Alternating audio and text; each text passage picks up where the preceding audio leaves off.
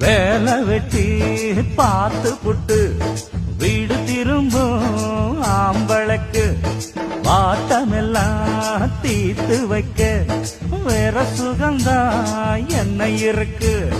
அன்னாடந்தா இந்த கூத்து, ஆகாதையா உன்னை தேத்து. இன்னாரந்தா என்னை பார்த்து, போடாதையா மூக்கு வேத்து. நித்தந்தா திங்குறோம் சாப்பாடு அத நிப்பாட்டி வைக்கிற ஆள் யாரு?